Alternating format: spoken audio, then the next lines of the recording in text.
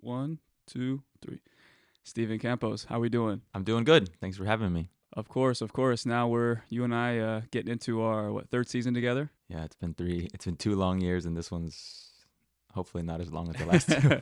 It's starting off in a good foot though, but you're an LAFC employee before you were with Las Vegas. So how has that transition been now? I know you and your wife are settled down here in California now. Yeah, look, we're just happy to be in LA. We have a lot of friends and family, obviously, in the area, so it's good to come back home a little bit, but some good memories that we made in Vegas the last few years. So we're excited for this new chapter, but yeah, just looking forward to what's coming next.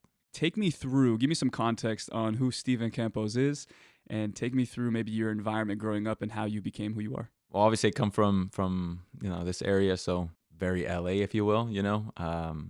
Hispanic background, Mexican, so always involved in soccer. Grew up watching Mexican League, MLS, all the European leagues, and all that stuff.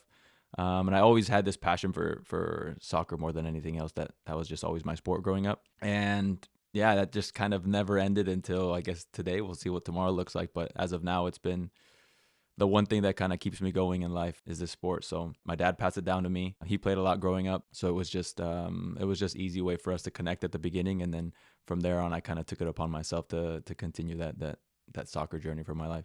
For you as a young coach, did the identity as a player affect how you are as a coach, or did it transition with you?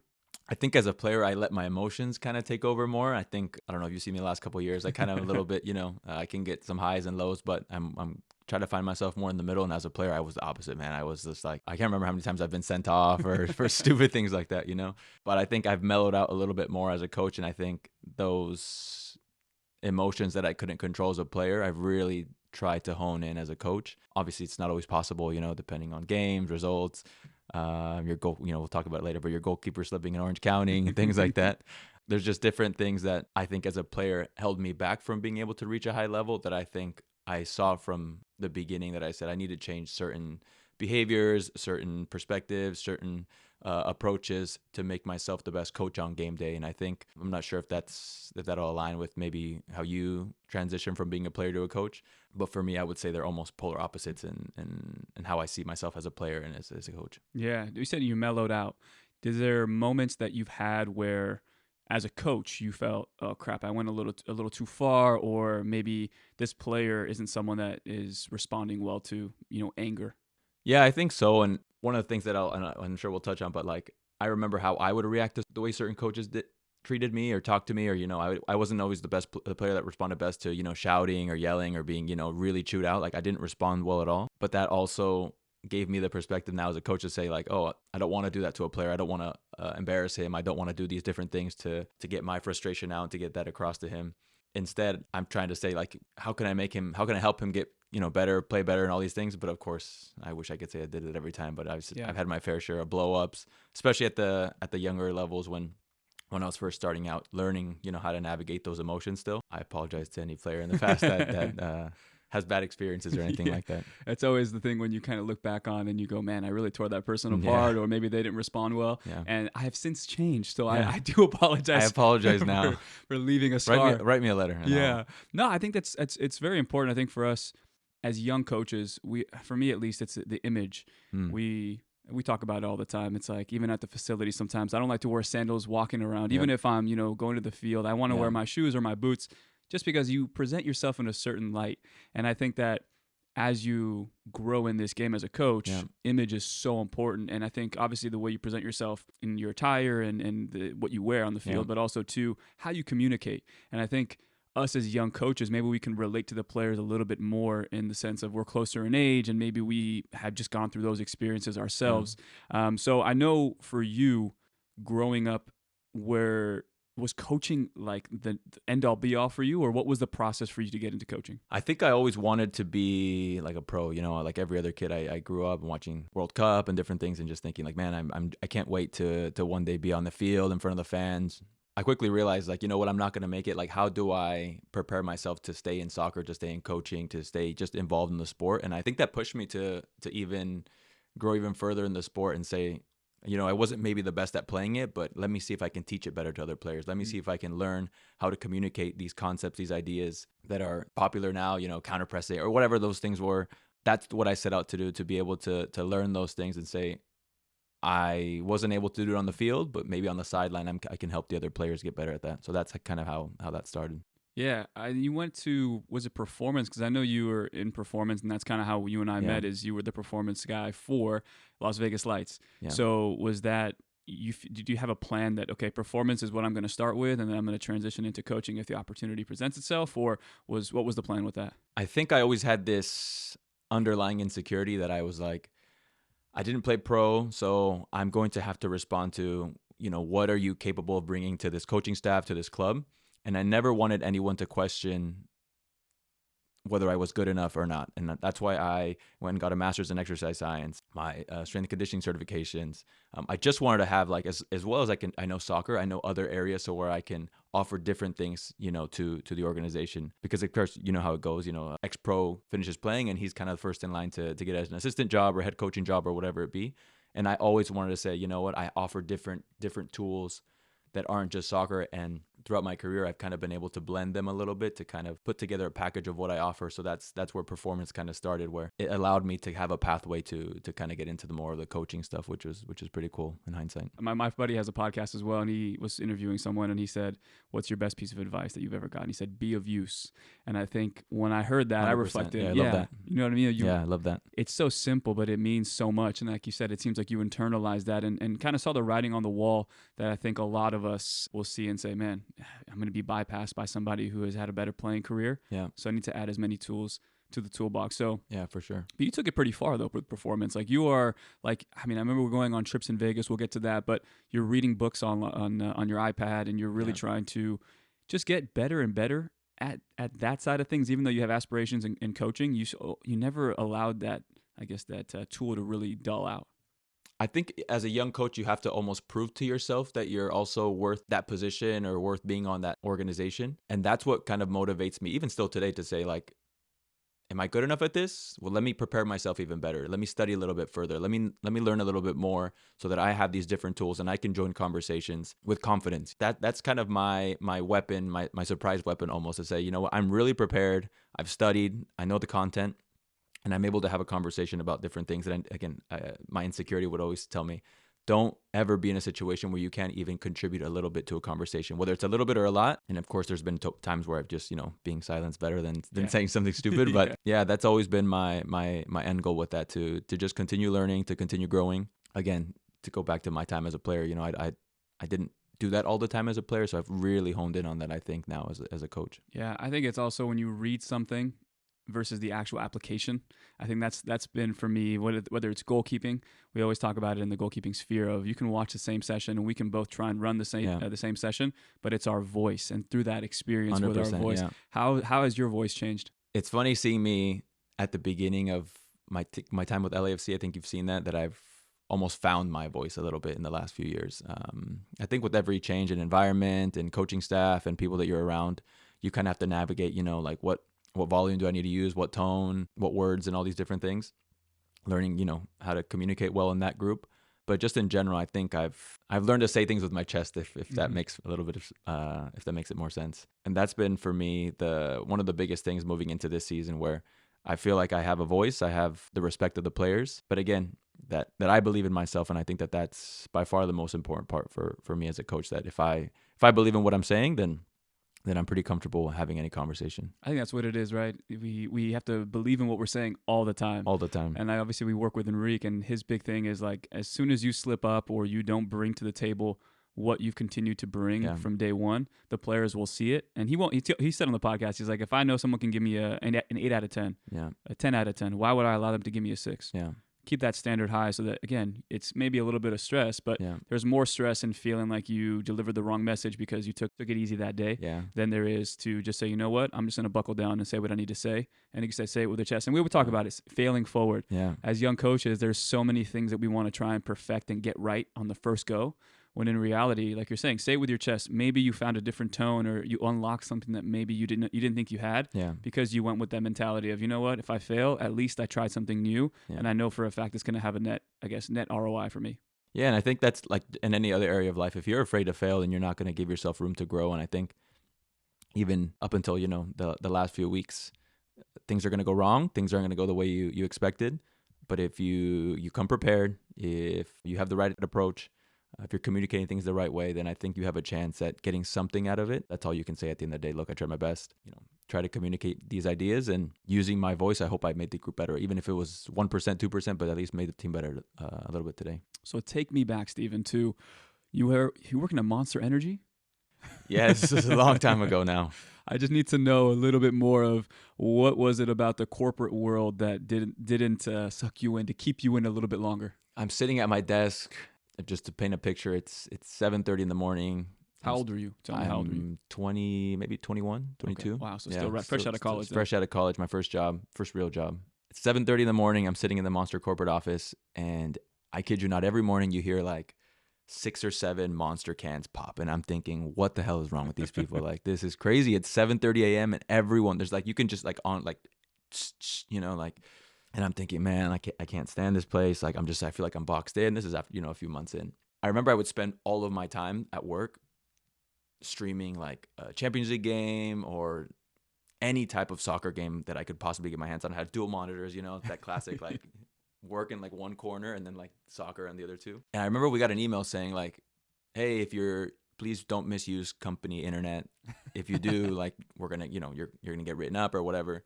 And I was like, oh, there's no way they know it's me. And I sent another email and they were like, look, we know who it is. If you continue to do this, you're going to get written up. And I was like, I literally spend my whole time at work, like watching soccer games.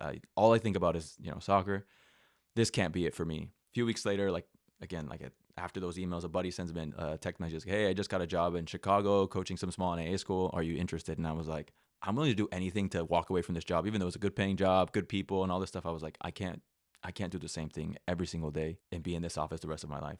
So I took a chance, went to Chicago, coached there for a little bit, but that's as much as I failed there because I left with like, a good amount of money. I came back with like $200 in my pocket.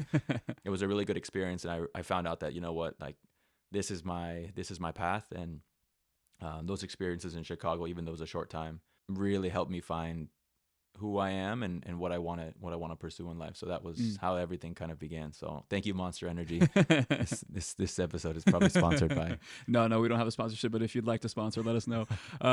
Now, was there a shock to you in terms of what you thought coaching would be like? It was a little bit easy at first, to be honest, because I came in as like a graduate assistant. So I went to the small school and it was just kind of shadowing a lot. So I got to observe a lot. And I think that has been, for me, the thing I'm most fortunate about in all the roles that I've had in coaching is that as much as I wanted to jump into maybe a head coaching role right away, every young coach is like, oh, I can take this team. Like, let me coach Real Madrid and I'll take them to the Champions League final.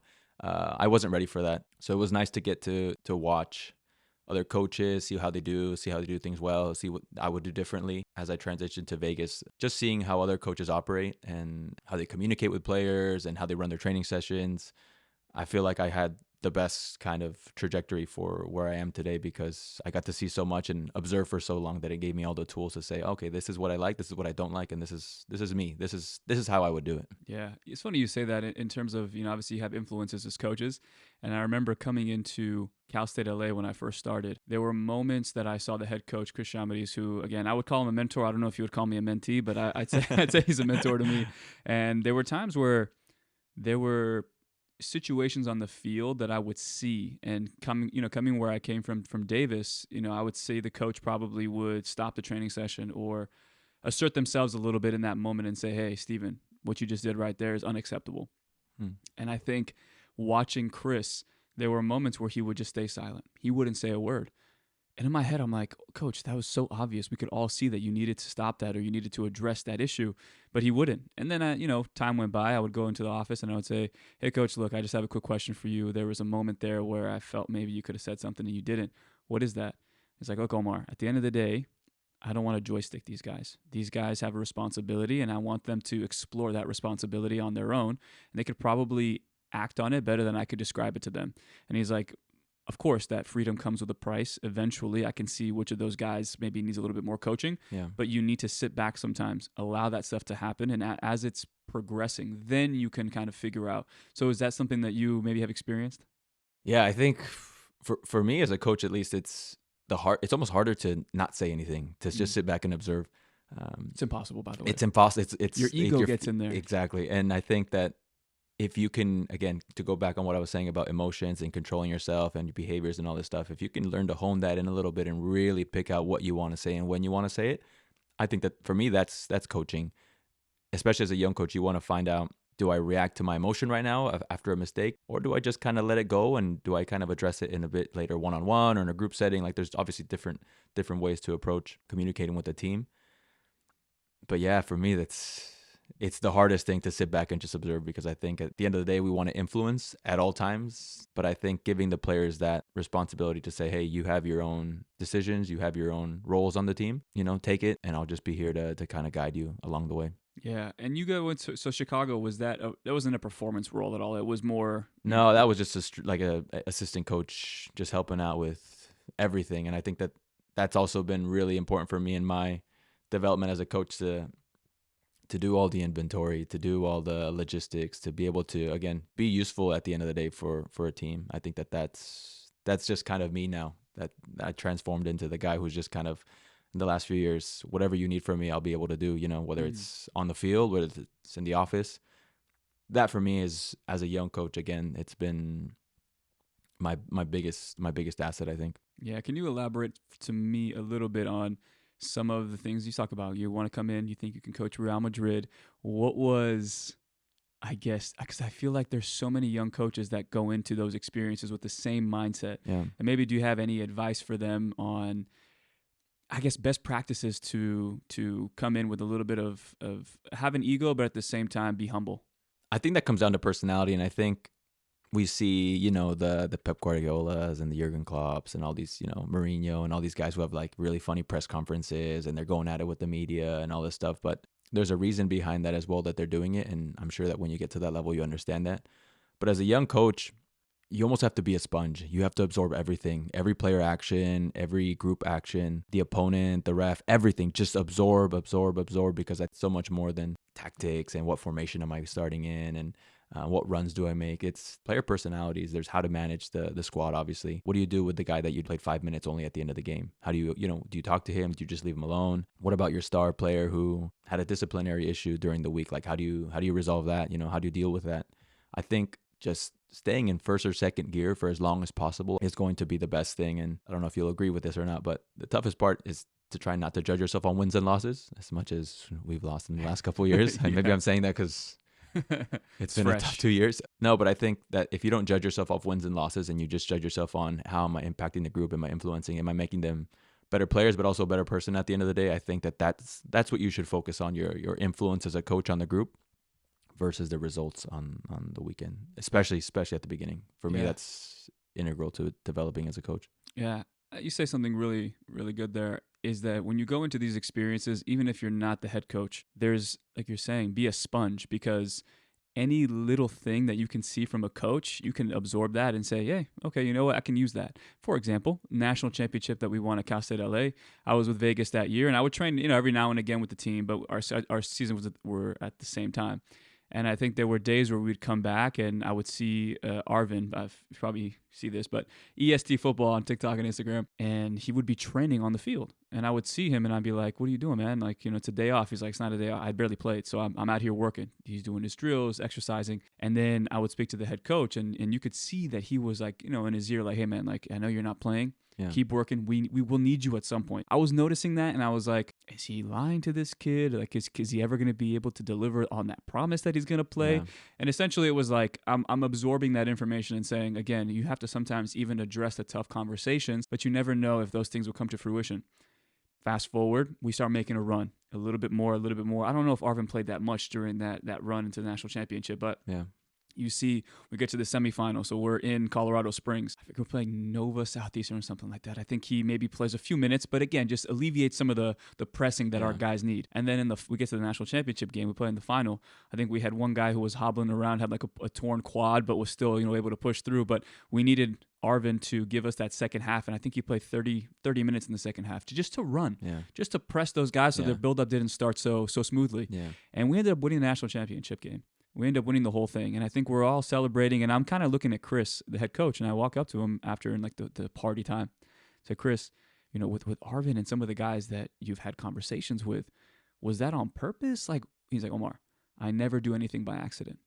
I said, what do you mean? He's like, everything is calculated. So I knew for a fact, if we make a run deep enough, I'm going to need, and we get a lead, I'm going to need someone to give me something. And again, that was one of those things where like, as the goalkeeper coach, you can mail it in. And I'm sure with yourself on the performance side, you can just mail it in. You can show up, collect your paycheck, whether it's $5 high. It was not that much, but you can collect your paycheck and just be passive in the experience. Or you can intentionally, like you're saying, listen to every single person that's talking. And maybe there's people who are still in their process as coaches, young coaches, and you're listening and saying, oh, I don't like that. Oh, I do like that. Yeah. But I think that to me was one of those, oh my God, even the smallest seed that you plant can give you the biggest return. So I'm sure, has there been some that you've seen from the experience or? Yeah, I think for me, I mean, just to go back to that point, I think Chris is a genius. He's very smart. Yeah, he's a very smart guy. And I think you don't learn those things in a year or two. You don't learn those things in 2 or 3. Maybe if you're, different level of a coach or, dealing with people, you understand those things. But that's what being a young coach is, learning. I'm going to need, what if your roster is 24, whatever it is. It's like, I'm going to need 20 through 24 at some point. And they're part of the team and they're important to the team. And they might not be needed today. They might not be needed tomorrow, but you're going to need them and you have to treat them well, not because you're going to need them in that moment later on in the season, but just because they're part of the group as well. And I think that for me has been, in my assistant coaching roles, probably the thing that I've enjoyed the most. As much as I love, working with the starting group or the players that play a lot, it's communicating with the guys that don't get to play that many minutes, the guys that sit on the bench often, the guys that have to celebrate the goals and the wins from the sideline along with the coaches. Those guys are very, very important to the group as well. And I think that's such an invaluable thing that you'll learn as you kind of develop as a coach. If you can learn it early on, great. Yeah, for sure. Yeah, it seems like you learned early on that building relationships with the players is something that's extremely valuable. So how, I know in Vegas, you got there 2018. Yeah, so in 2018, I left Chicago and I was just looking kind of for work. Didn't work out in Chicago again. And Las Vegas Lights had just kind of said that they were going to be a new organization. So I reached out, ended up meeting with the owner, and he was like, well, we have a couple different positions open yet. Like, we're just kind of brand new. What are you interested in doing? And I was like, I don't know. And he was like, what do you mean you don't know? And I'm like, I don't know. Like, wherever you can fit me in. He was like, equipment manager, like laundry, maybe not. Ended up doing marketing partnerships for my first year. We needed to do pictures or video or something. I don't remember what it was exactly, but I went out to practice with the camera. And then I took some pictures and I came back to the office and I was like, oh, I really enjoyed that. I love coaching. I would love to just kind of be around the team more. So then I started showing up to practices, taking pictures, taking videos for marketing or whatever partnerships teams needed.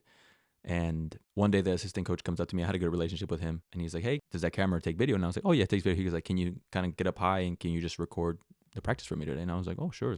And he, obviously at that point, I didn't tell him I coached or played or anything. I was just kind of this guy with a camera. He asked me to send him the video. And then he was like, hey, can you come back tomorrow? And I was like, oh, sure. So then I found myself, I'm editing, I'm cutting things and different things just to kind of make the video look nice, at least for him. It's just still the training video, but I'm doing all that stuff. After a few weeks and months, he started asking me like, hey, do you know anything about soccer? And I'm like, oh, yeah, I coached, actually played. He's like, oh, why didn't you say anything? And I'm like, I just didn't want to come off as that guy, And then before I knew it, he was like, hey, can you show me every time the 9 checks in and the guy runs it behind? I don't remember what it was, but he was like, can you just specific things, can you clip them out for me? That was maybe halfway through the season. And by the end, I think the last few games, I got to sit on the bench with them and I was like, oh, this is cool.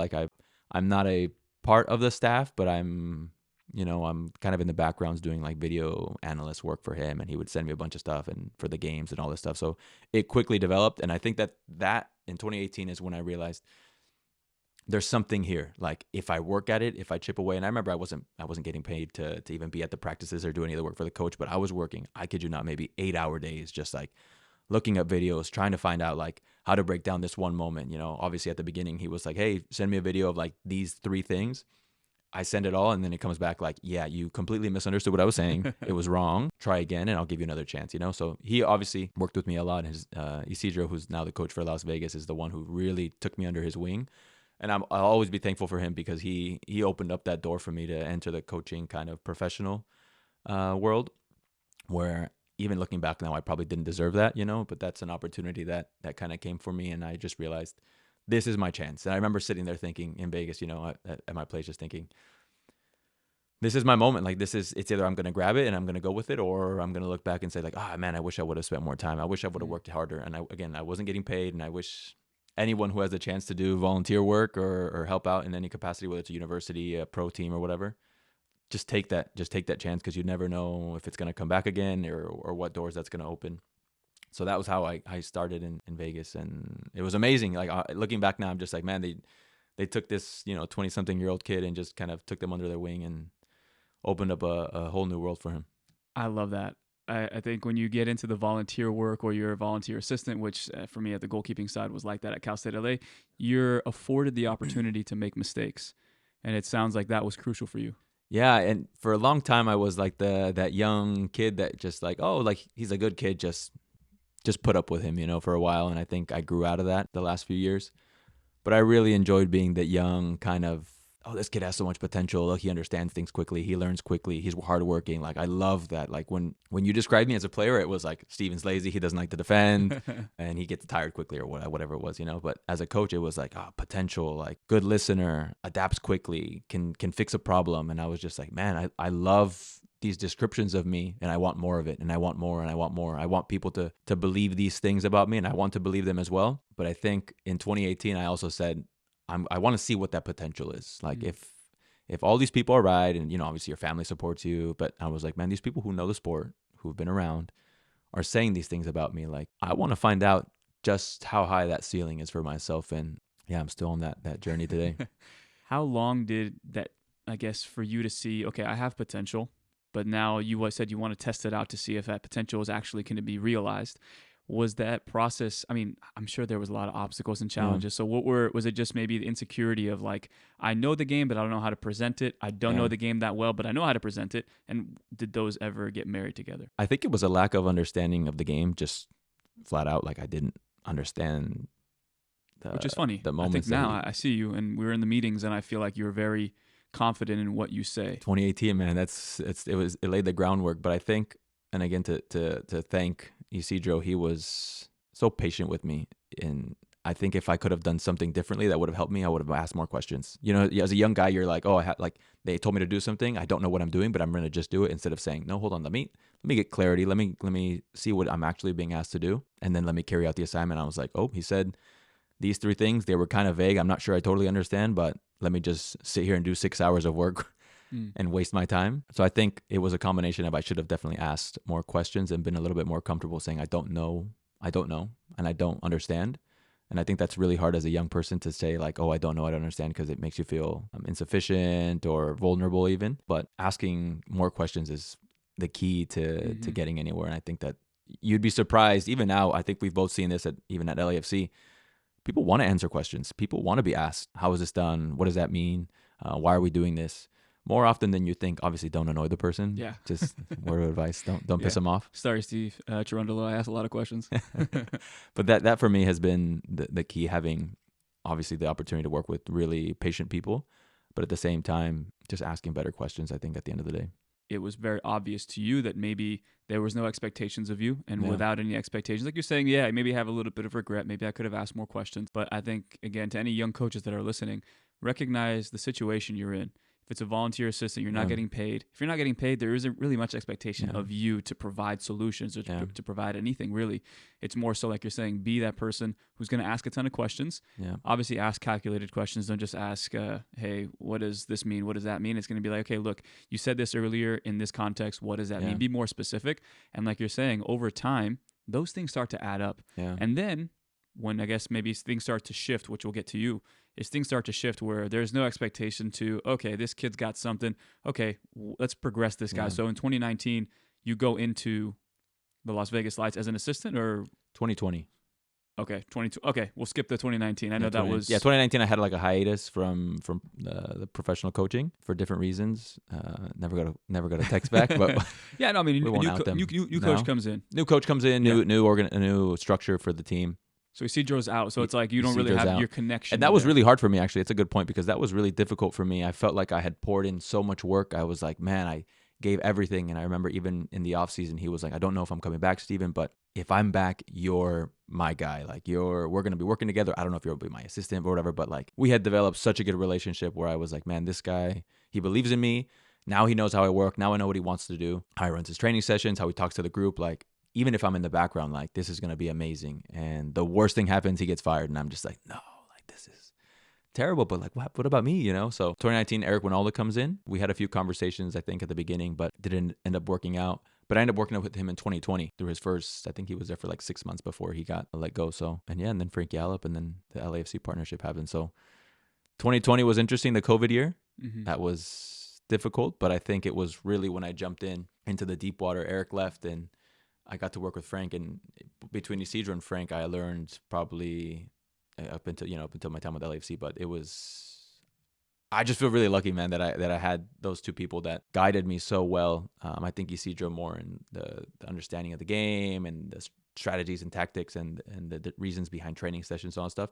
And Frank Yallop's management of players is, for me, outstanding. There's a reason he's won 2 MLS Cups and he's played professionally, in Europe. He played professionally in Europe for so long. So both of those guys, Isidro and Frank, I can't say enough about. They were amazing people and integral to my development as a person, as a husband now, as a friend.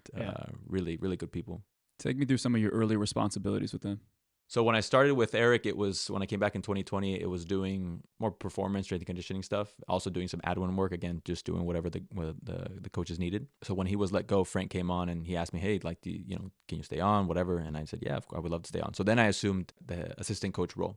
But there was a gap between Wynalda and Yallop where I had to run the show. And I think, and I'm 25, 26 at this point, and I'm just like, these guys are all like 30, 31, 32. And I know it's tough to tell on the camera, but I'm like 150 pounds, almost 6 foot, depending on the shoes I'm wearing. So for like 2 or 3 weeks, I think I ran the team for Las Vegas. And it was crazy. I remember thinking, like, when sun up to sundown, I'm just like taking notes, like training sessions, freaking out. I remember being just stressed out. Like, I couldn't even sleep. I remember, like, man, I'm overwhelmed with work.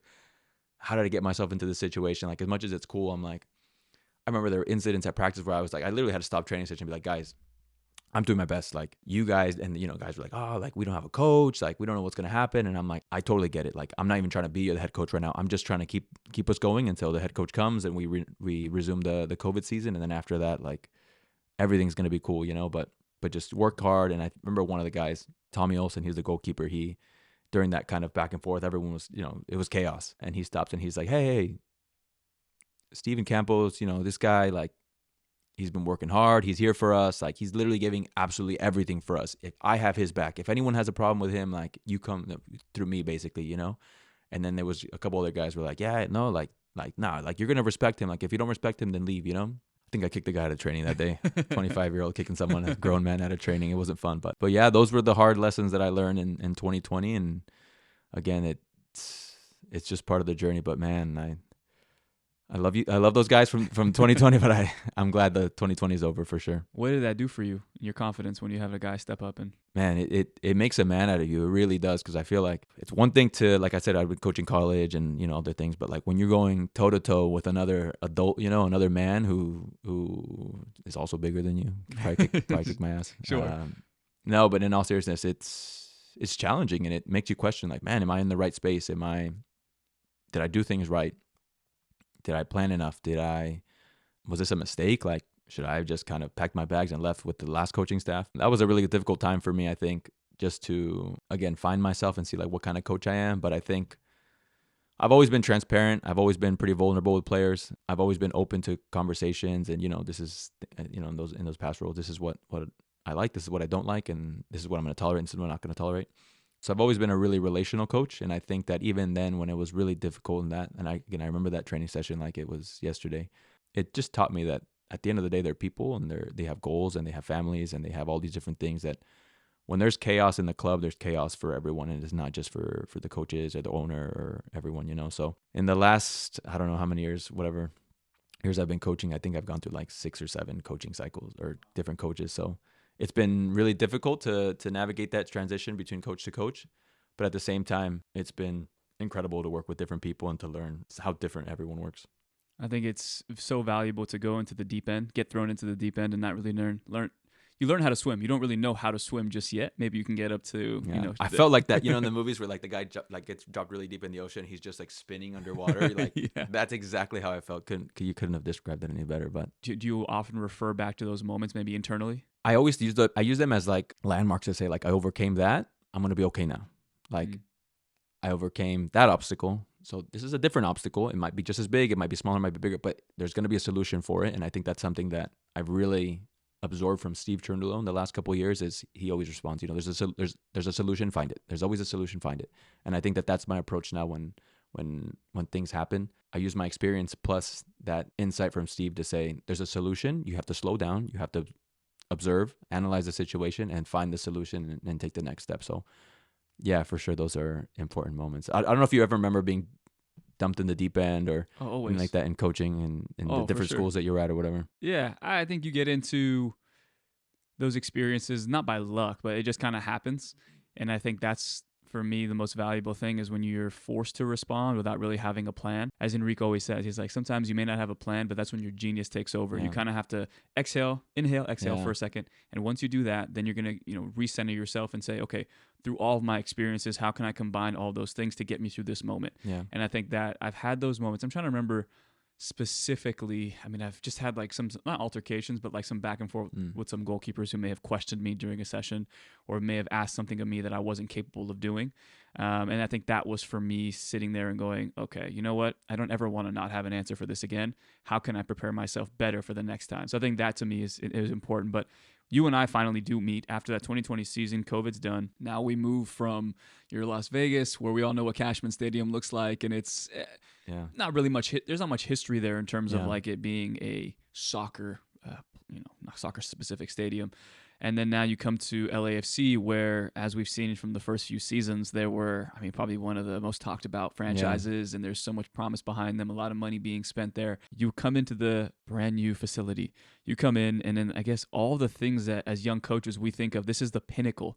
So for you, was that moment too big for you? Was that moment like a reflection moment? Like, describe to me those first steps, I guess, into the facility. I've never been hit harder by imposter syndrome than that first day when I walked into the facility. I remember thinking, like, this can't be happening. This is not true. Like, I remember I visited when I was with Vegas. During one of the preseasons, I came and I got to watch a couple of their training sessions for LAFC. And I remember thinking at that time, like, wow, this is amazing. Like, this is crazy. Bob Bradley's here and all these things. And then next thing I know, I'm walking by Bob Bradley in the hallways and all these things. And I remember at first just being like, man, they're going to find out soon. They're going to find out that I am just this small town Redlands kid, that just kind of showed up from Vegas. But I'm not going to say it quickly went away, but it went away with time. But I remember that being by far my first impression that I do not belong here. I don't deserve to be here. And someone's going to find out at any second and they're going to be like, get out of here, something like that. Yeah, I don't know if you shared the same sentiment, but dude, same.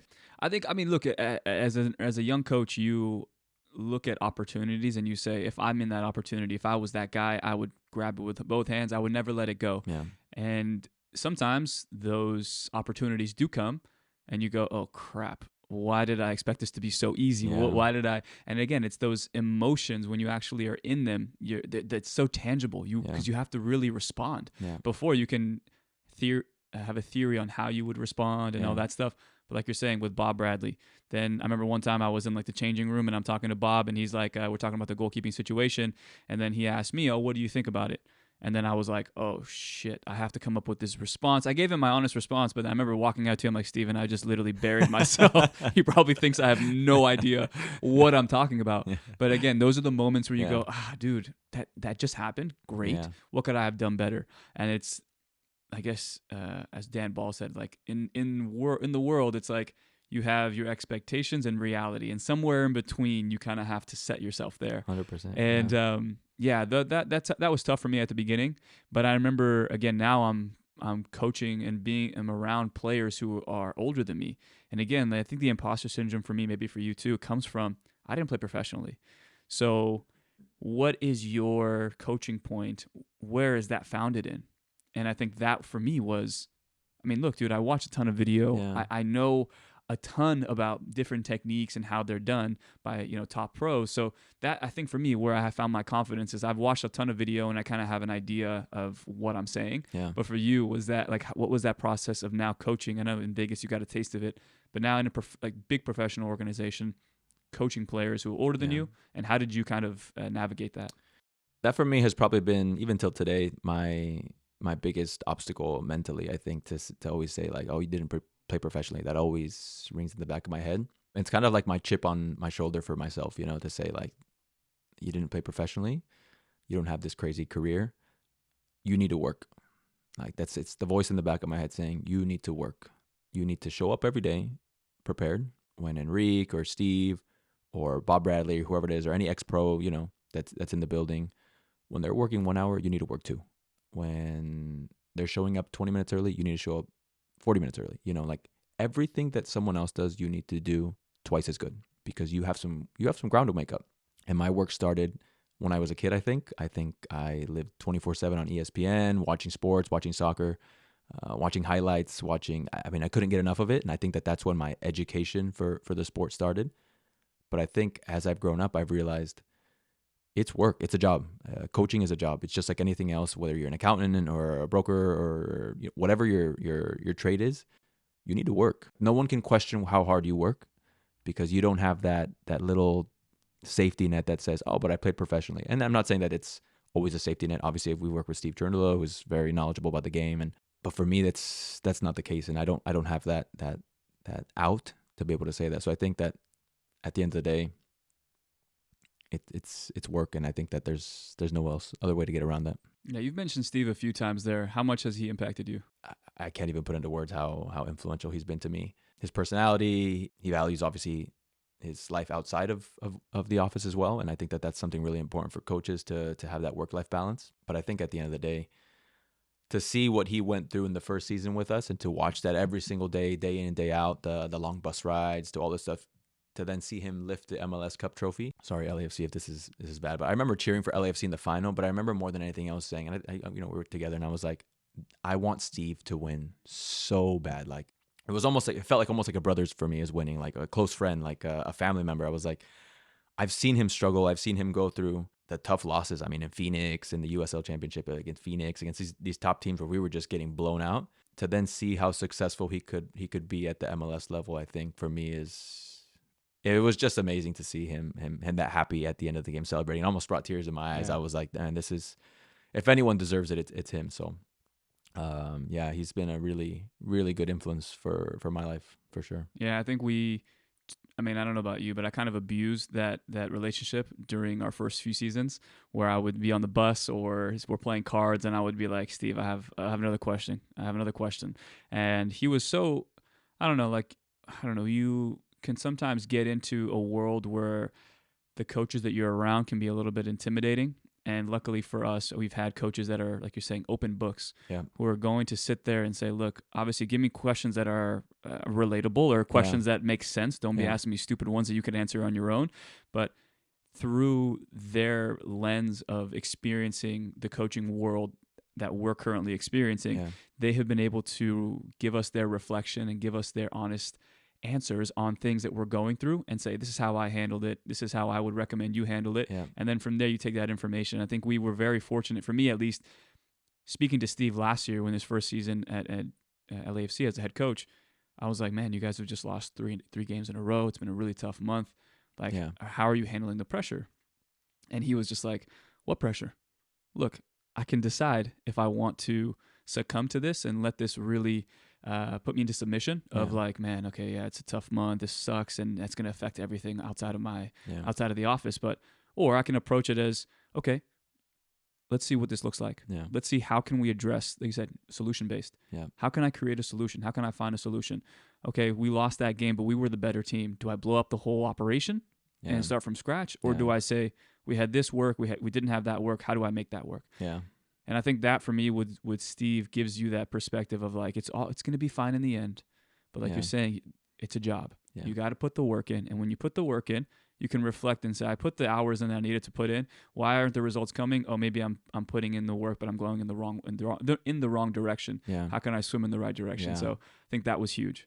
Just again, seeing how he managed the locker room, even with all the star players, that he had, the addition of Gareth Bale, Chiellini, Vela, obviously, players obviously not happy because they're not playing. Just seeing him navigate all those things from the Las Vegas perspective to then the MLS Cup final championship team has been, like you said, he's been an open book, and that for me, it says a lot about him as a person.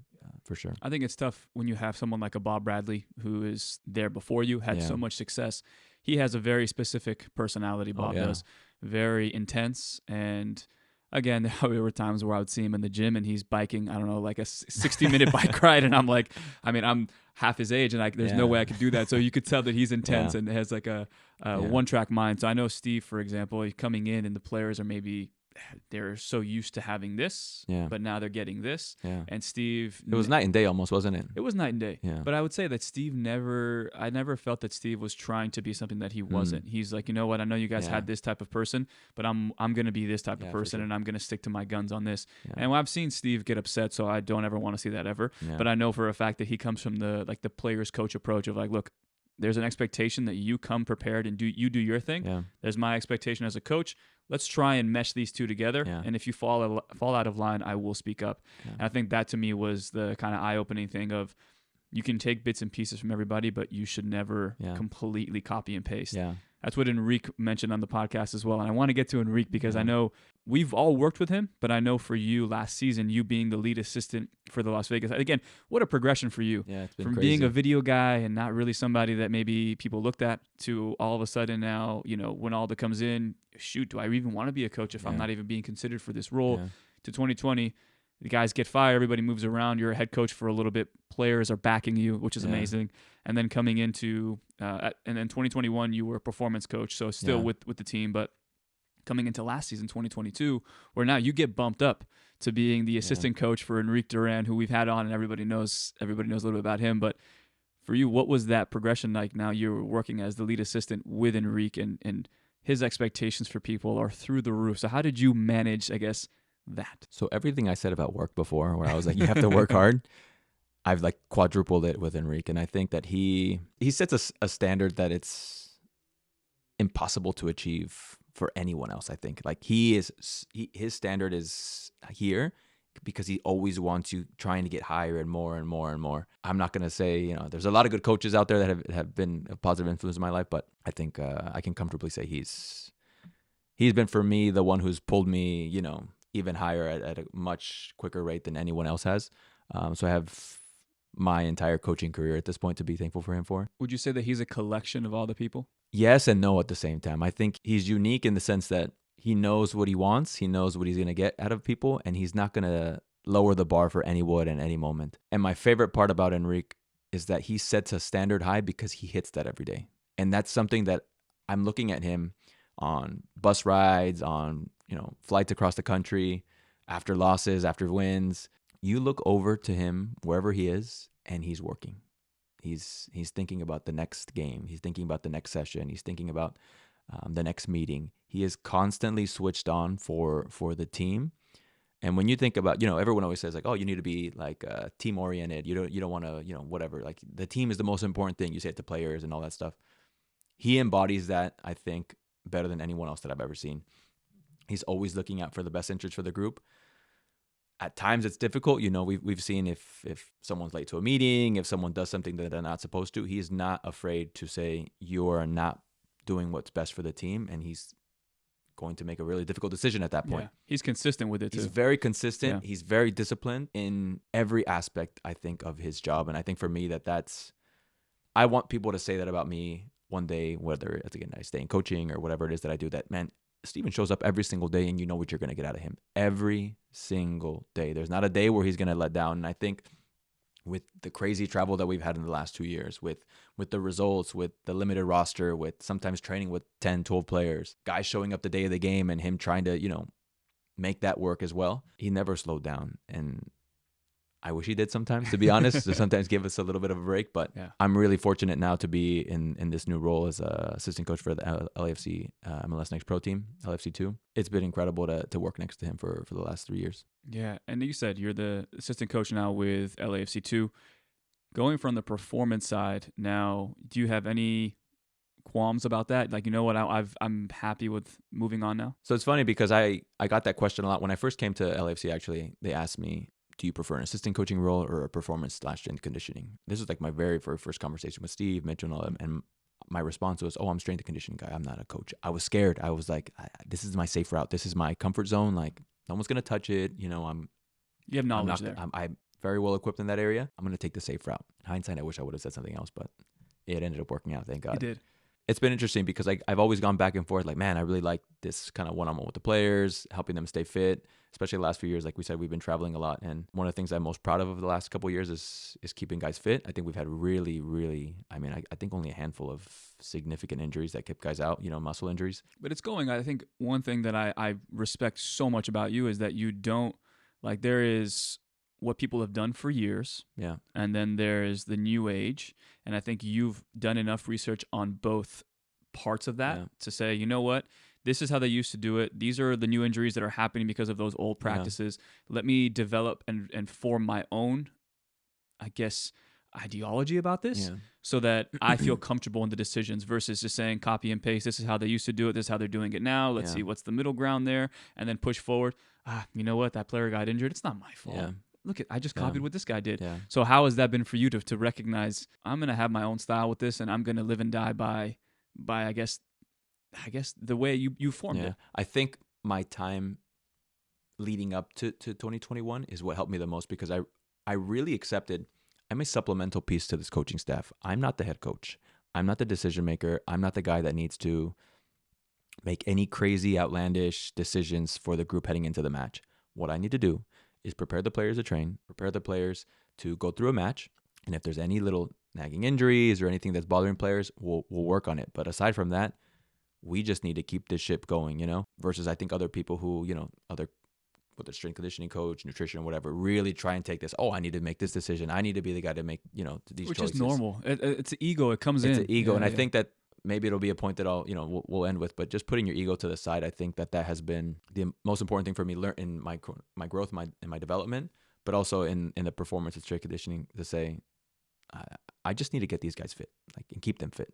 Anything aside from that, out of my hands right now. And I think it really let me embrace that role and that perspective that I went into with it was what helped me be successful in that the last couple of years. I know we got to get going pretty soon here. We got to get to the office, but I have a few more for you. I think now, again, moving from the performance to assistant coaching role, as an assistant coach, what is your role?